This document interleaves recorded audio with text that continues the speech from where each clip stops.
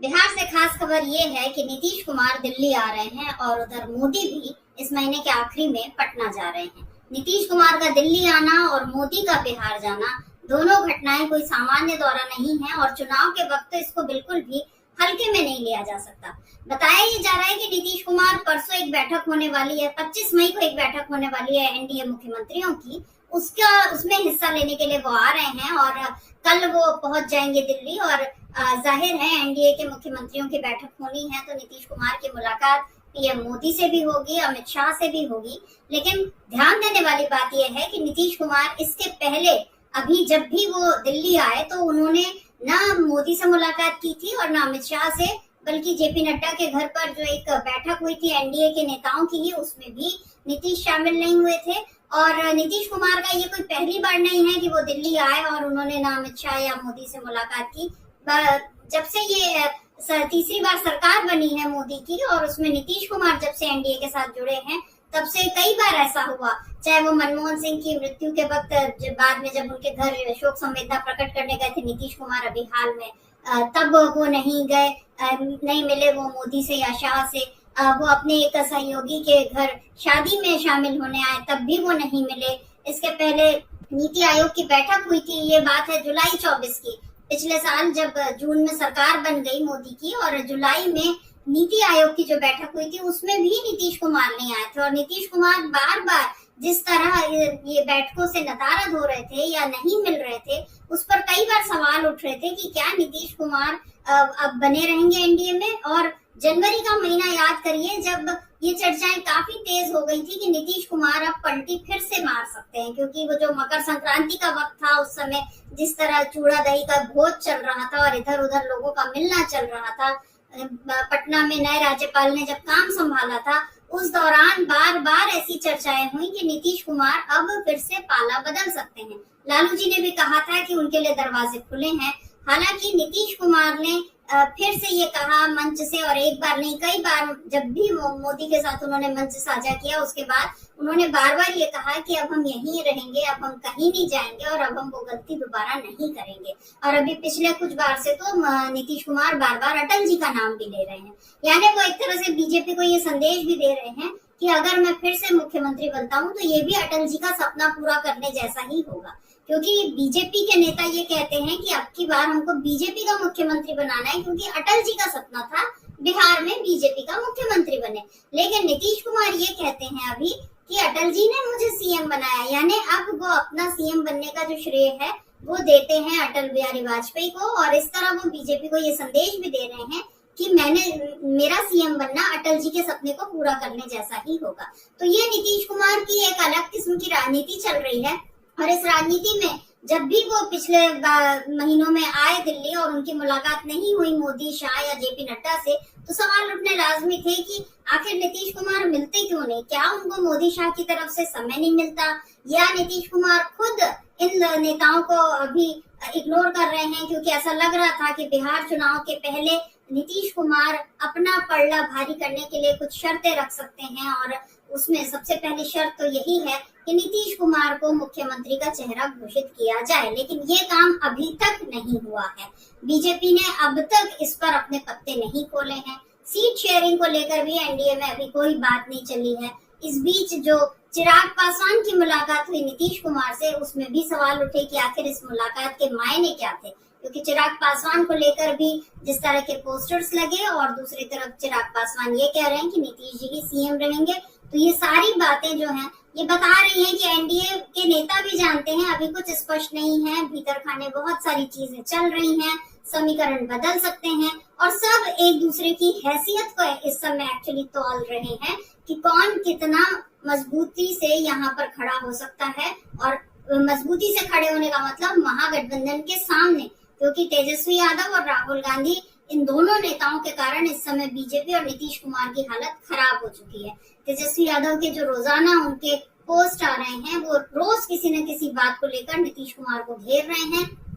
और जो बिहार में कानून व्यवस्था का शिकार लोग हैं, जो बिगड़ी हुई कानून व्यवस्था का शिकार लोग हैं, उनके पास जाकर तेजस्वी यादव उनका दर्द भी बांट रहे हैं, जबकि नीतीश कुमार ऐसा कुछ करते हुए दिखाई नहीं दे रहे। इधर राहुल गांधी के भी दौरे पर जो रोक अभी लगी है, मतलब स्थगित हुआ है दौरा, लेकिन उसको लेकर भी बहुत सारे सवाल उठ रहे हैं कि आखिर इसके पीछे कारण क्या है। और वहीं राहुल गांधी को लेकर पूरे देश में भी एक बीजेपी ने एक नया फिर से नैरेटिव बनाने की कोशिश की है कि ये देशभक्त नहीं है, और इन्होंने ऑपरेशन सिंदूर पर जो सवाल उठाए हैं वो सीधे सीधे देश के खिलाफ है। इसको लेकर बाकी नेता भी अपनी प्रतिक्रिया दे रहे हैं, लेकिन पप्पू यादव ने जो कुछ कहा है उसको सुन लेते हैं कि वो बता रहे हैं कि क्यों राहुल गांधी से डरती है बीजेपी। क्या कुछ कहा?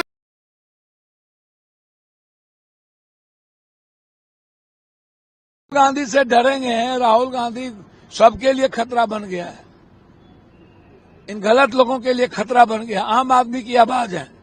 तो राहुल गांधी से डर तो है ही ना। मैं तो कह रहा हूं कि राहुल गांधी के नेतृत्व में ही बीजेपी को खत्म किया जा सकता है। आम आदमी जो एसटी है, एससी है, ईबीसी है, ओबीसी है, जो संविधान जिनके लिए न्यायप्रिय है, लोकप्रिय है, चाहे जिस जात के लड़कियां हैं इंटर की हुई, जिनको 80% निजी क्षेत्र में आरक्षण की बात कर रहे हैं, जो आरक्षण की बात कर रहे हैं, जाति जनगणना की बात कर रहे हैं, रोजगार की बात कर रहे हैं, तो इससे राहुल गांधी से तो डरेंगे।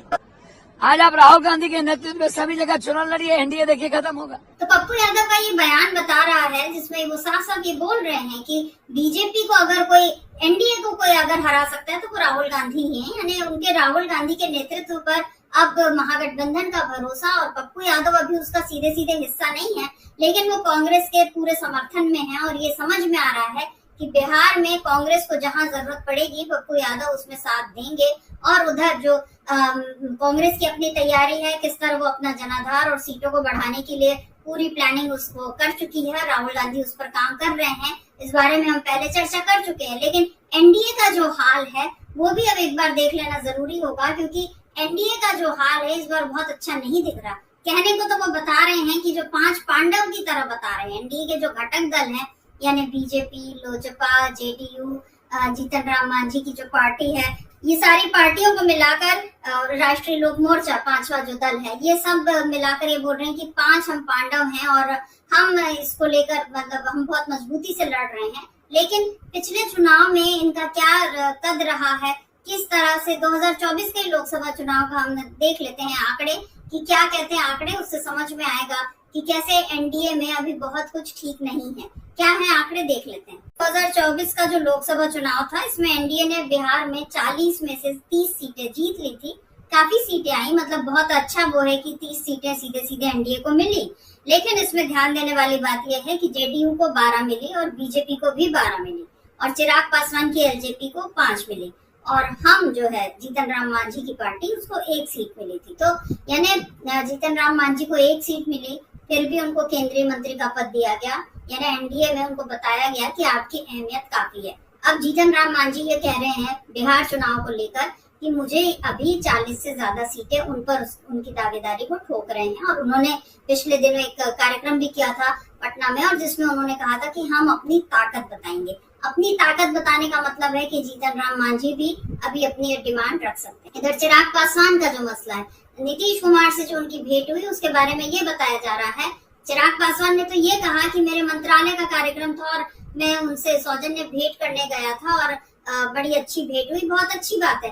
लेकिन भीतर खाने बातें बताई जा रही है कि चिराग पासवान और नीतीश कुमार के बीच 2020 में जो मसला था, अभी चिराग पासवान के मुताबिक वो संवादहीनता खत्म हो गई है, सब कुछ अच्छा है। लेकिन जब सीट शेयरिंग की बात आएगी तब भी क्या सब कुछ अच्छा ही बना रहेगा, ये सवाल है। बीजेपी इस सवाल को अच्छे से जानती है, इसलिए बताया जा रहा है कि चिराग पासवान भी नीतीश कुमार से मिले, और ये मिलना जो था ये बीजेपी के एक बड़े नेता के कारण हुआ।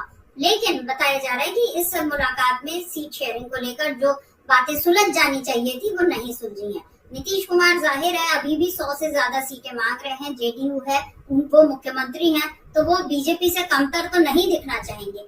बीजेपी भी इधर अपनी सीटों को ज्यादा ही रखना चाहेगी। तो ऐसे में किसके हिस्से में कितनी सीटें आएंगी, ये एनडीए का इस समय सबसे बड़ा मसला है।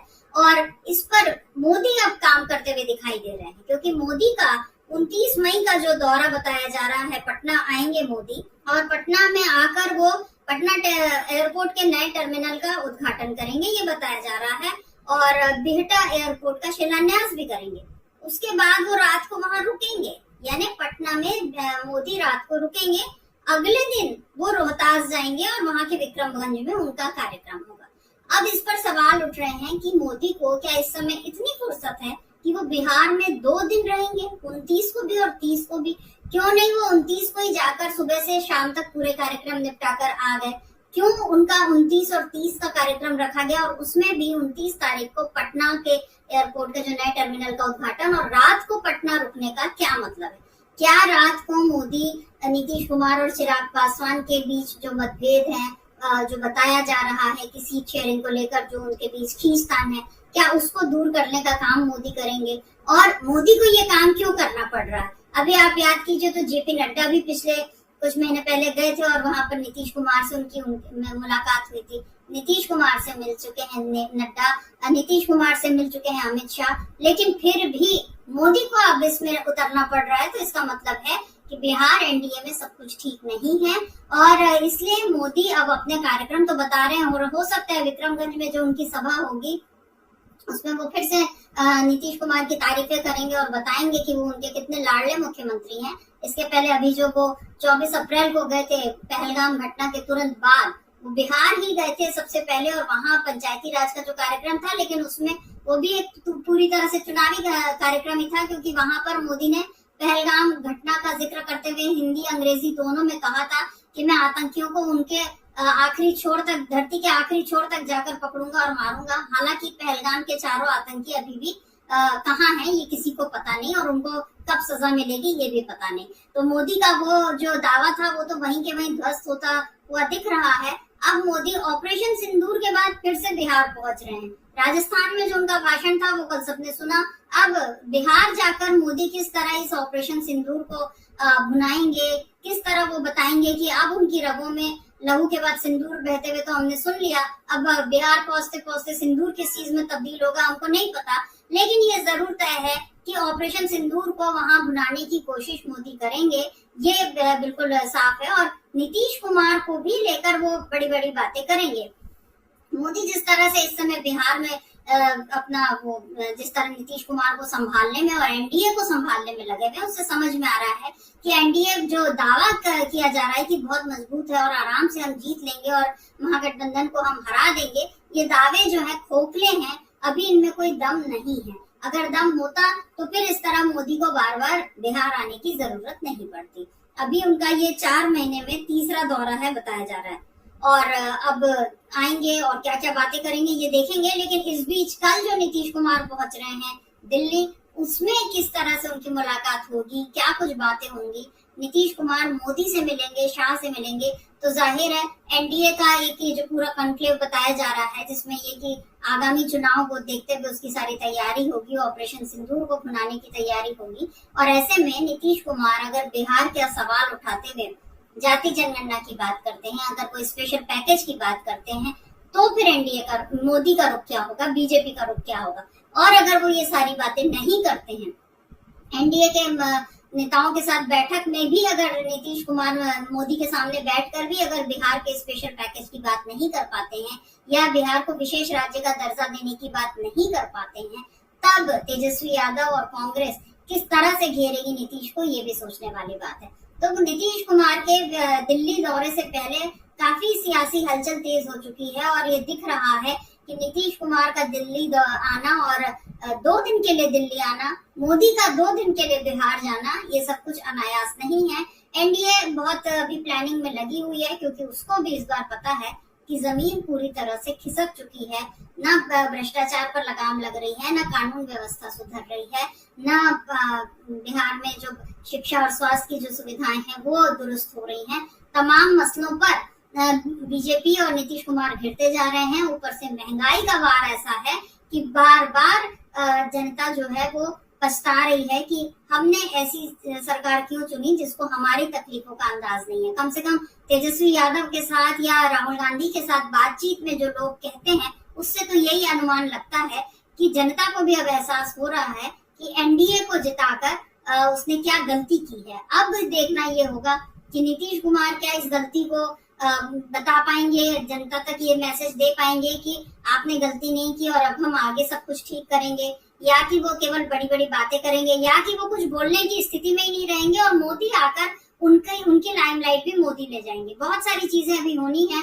अगले कुछ दिनों में, आज हो चुकी है 23 तारीख, कल आ रहे हैं नीतीश कुमार दिल्ली और उसके बाद मोदी जा रहे हैं 29 तारीख को पटना। तो अब अगले कुछ दिनों में, अगले एक हफ्तों में किस तरह से बिहार का पूरा राजनीतिक परिदृश्य बदलता है, ये देखना दिलचस्प होगा। तो आज के लिए बस इतना।